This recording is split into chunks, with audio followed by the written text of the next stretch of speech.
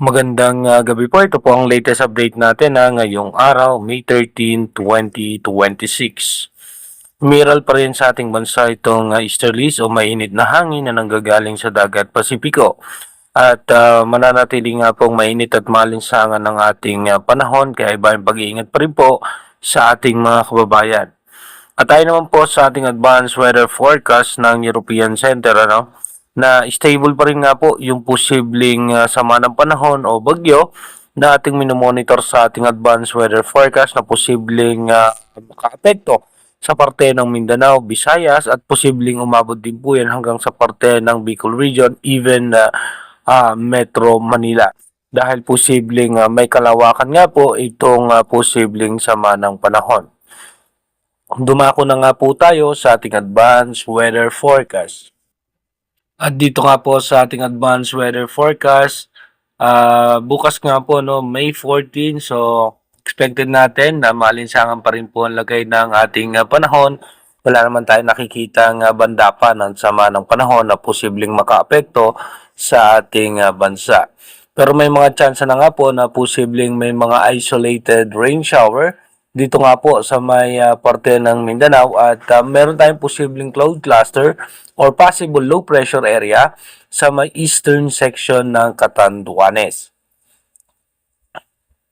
Pagdating naman po ng May 15, so asahan na po natin na ganun pa rin po, may mga chance na po ng mga isolated rain shower or localized thunderstorm. Kaya mag-ingat pa rin po yung ating mga kababayan. Asahan natin sa gabi, may pag-ulan po sa may parte ng Mindanao. Pagdating naman po ng May 16, so expected natin may mga chance pa rin po ng pag-ulan sa dulong bahagi ng ating bansa sa parte ng Mindanao at may mga posibilidad ng mga biglang isolated rain shower sa parte ng Visayas, ganoon din po sa ilang bahagi ng Luzon. Pagdating naman po ng May 17, so asahan natin, ganun pa rin po yung ating magiging lagay ng panahon. Pero asahan na po natin, magkakaroon na tayo ng mga biglaang pagbuhos ng pag-ulan. At pagdating naman po ng May 18, so dito po mapapansin na natin sa labas ng ating Philippine Area of Responsibility, makikita natin yung malaking kumpulan ng kaulapan na halos nagkakaroon na ng pressure at makikita nyo naman dyan yung hangin na ipaikot na. So meaning to say, nagkakaroon na nga po dyan ng develop ng isang cloud cluster o isang low pressure area. So possible nga po pagdating ng gabi, ay posibleng maging low pressure area na nga po yan pero nasa labas pa rin po yan ng ating Philippine Area of Responsibility habang mataas ang posibilidad na may mga tsansa ng pagulan sa may eastern section ng Luzon, ganun din po silang bahagi ng Bicol region at maging sa Visayas. Pagdating naman po ng May 19, so by May 19 makikita natin na medyo nasisira pa yung formation ng sama ng panahon o low pressure area sa labas ng ating Philippine Area of Responsibility at expected natin pagdating po ulit ng gabi mataas ang mga posibilidad ng pagulan sa halos sa malaking bahagi ng Luzon including Metro Manila, Bicol Region, Visayas at halos buong Mindanao. Asahan natin mataas ang tsansa na may mga pag-ulan. Pagdating naman po ng May 20, so expected natin by May 20 magiging stable po yung low pressure area natin sa labas ng ating Philippine Area of Responsibility at mataas din po ang tsansa na magkakaroon na nga po ng mga posibleng tuloy-tuloy na mga biglang pagbuhos ng pagulan sa may parte ng Luzon including Metro Manila, Bicol Region, ito po may hinat katamtaman lamang, Visayas at ganun din po sa parte ng Mindanao. Pagdating naman po ng May 21, expected natin yung sama ng panahon ay nasa labas pa rin po yan ng ating Philippine Area of Responsibility at asahan pa rin po natin mataas ang tsansa ng pag-ulan sa parte ng Mindanao, ganoon din po sa parte ng Luzon.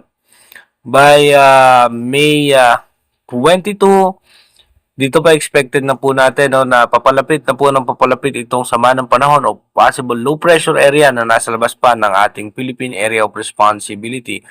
At pagdating po ng May 22 ng gabi, possible po pumasok na po yan ng ating bansa at pagdating naman po ng May 23, no? Ito po ay tuluyan ng nasa loob na ng ating Philippine Area of Responsibility. At pagdating nga po ng gabi, expected na po natin na by May 23 ng gabi, expected na nga po natin mataas ang tsansa ng pag-ulan dito nga po sa may parte ng Mindanao, Visayas, ganun din po sa Bicol Region, including Luzon, may taas din po ang tsansa ng pag-ulan. Sa kanya po kung makikita natin, medyo malawak itong posibleng sama ng panahon or low pressure area at ito po ay magpapaulan sa ating bansa. Pagdating naman po ng May 24, dito po posibleng mag-develop na to bilang isang bagyo at nasa eastern section po yan ng Davao Region. At pagdating po ng gabi, so expected natin, tuloy-tuloy po makakaranas ng mga biglang pagbuhos ng pagulan at may mga hangin sa may parte nga po ng Mindanao. Ang magiging posisyon nitong bagyo, possible nga po, mabagal ang kanyang pagkilos, almost stationary, at magpapaulan po yan sa eastern section ng Visayas at ng Mindanao. Pagdating naman po ng gabi ng May 25, asahan natin malalakas na pagulan. Asahan po natin yan sa Visayas at sa Mindanao. May mga chance rin po ng pagulan sa Palawan, ganun din po sa may western section ng Luzon. At pagdating naman po ng May 26, dito po nakikita natin na wala pa rin naman po landfall scenario dahil yung pinakasentro ng posibleng sama ng panahon ay nasa karagatan pa rin po yan. Pero tuloy-tuloy po yan magpapaulan sa malaking bahagi ng Visayas at ng Mindanao.